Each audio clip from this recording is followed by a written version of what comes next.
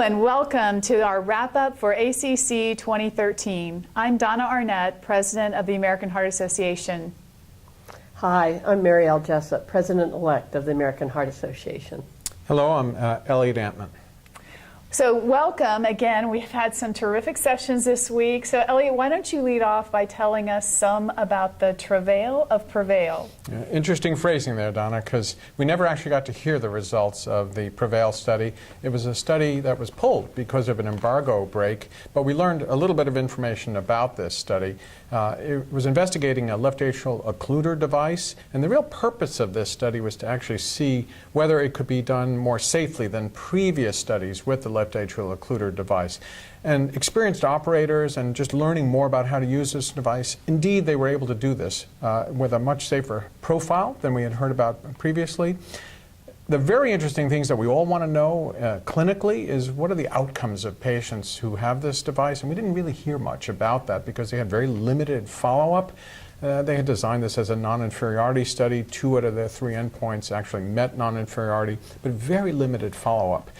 My take on this, take-home message for me, is that I might consider this device, if it ever got FDA approved, for those individuals where I did not feel comfortable giving them an oral anticoagulant. Right, the comparison group here was warfarin. It was warfarin. And so for that subgroup of patients that can't take anticoagulants, this makes some sense. At least you're offering some form of therapy. Terrific. So, Mariell, you're a great heart failure doctor. Were you disappointed at all by any of the late-breaking clinical trials in heart failure? Well, as I often say, to be a heart failure doctor is to be used to disappointment. And so in that sense, it's the same old story.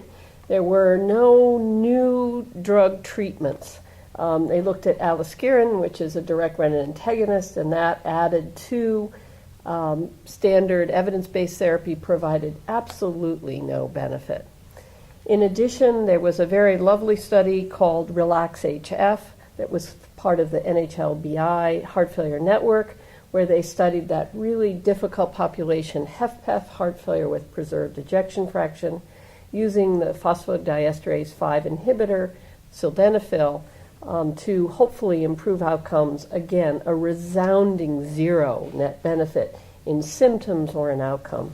Now, there was a third trial that looked at biomarkers. Yes. Was that more promising? Right, the STOP-HF. Yes. The STOP-HF was a very interesting trial that is applicable to so many areas in cardiovascular science, where with the idea that if we had a biomarker of future risk, in STOP-HF it was heart failure, that perhaps somehow we could alter our therapy, our intervention, or our systems of care to ultimately reduce negative outcomes.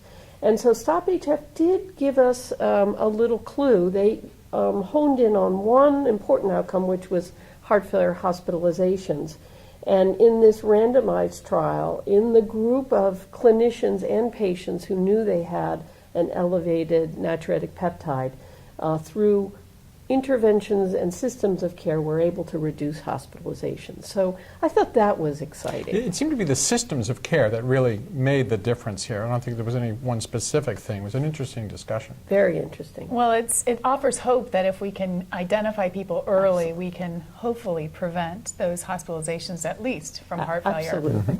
How about HPS Thrive, Donna? Well, this is a very important study. I think it really sort of seals the deal on niacin and extended release niacin and the treatment of raising HDL in the context of very well-controlled, very low LDL levels. The average LDL in their patient population of 25,000 people was 63.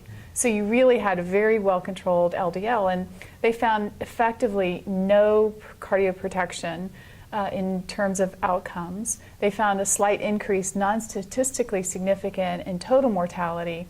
But importantly, they had an increased serious adverse event rate of about 30 per 1,000 patients. And when we say serious, we're talking about new onset diabetes, worsening of diabetes, and they had a numerically large excess number of strokes. Not statistically significant, but the hemorrhagic strokes were higher. So I think all in all, it's telling us that amongst people with well-controlled LDL levels, niacin does an added Some benefit. skin and liver function test abnormalities that were cropping up. Not a Yes. very promising result for niacin at all. Is No. this one more reason that maybe this focus on HDL is continuing to be controversial? I think so. I think that the theory of HDL and the reverse cholesterol transport mechanism works effectively when LDLs are high. But when LDLs are low, it may not be needed as a mechanism. HDL is a real challenge. It's not a single molecule like LDL. And I always worry about size, number, and functionality of HDL particles, which is so complex here. And that may be part of the problem on HDL raising. It may be. So tell us some more about acute coronary syndromes. That is the bread and butter of large cardiology practices. Sure is. And there were two trials that attracted my attention. One was the STREAM study, which actually had started in 2008. And that investigated the question as to whether or not we could do something for individuals who were having ST elevation MI, but were at a great distance from a hospital where they could have PCI performed.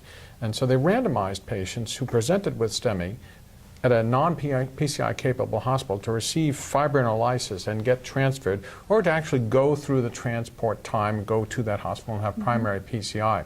The lytic agent they used was tenecteplase, TNK. This was a complete set of exploratory analyses, and they originally hypothesized that actually giving fibrinolysis and then doing the transport would actually result in better outcomes. Turned out they had 78 minutes earlier reperfusion by doing this pharmacoinvasive strategy. No statistically significant difference.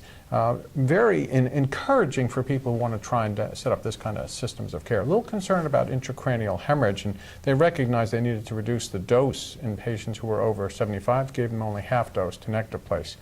And the other trial that attracted my attention was Champion Phoenix. And this studied the intravenous P2Y12 inhibitor Cangrelor, all-comer PCI study. And it showed that in the first 48 hours after PCI, there was a reduction in stent thrombosis and myocardial infarction. A very encouraging observation for a rapidly acting agent, but it did open up a question for me, which is it's also a rapidly dissociating agent. That is, it's a reversible inhibitor of the P2Y12 receptor.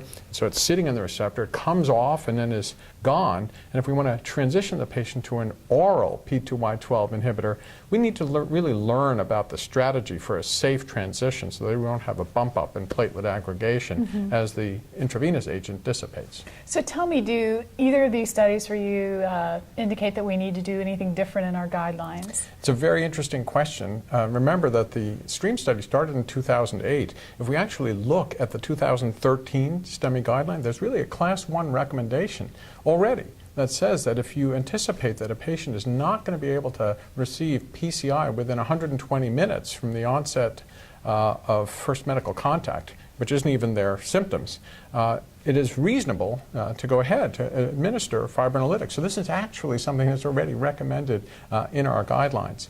Cangrelor isn't approved by the FDA. We'll have to wait and see. I bet they're going to ask for some information about how to make that transition to an oral agent. Yes, I would agree with you on that. Well, anything else of interest from you from the ACC this year? So I think this was the first year that the ACC condensed the time of the meeting. And so I think that was a really important experiment. And we'll wait to hear from the ACC about what the impact of that was, and recognizing that the limited time that busy clinicians have to come to ongoing educational symposium like ACC 2013. And so we all are going to have an open mind about the best way to reach out to busy clinicians. That's well stated. Well, I want to thank you again for joining us for our wrap-up for ACC 2013. Please join us at Scientific Sessions in Dallas in November of 2013. Thank you.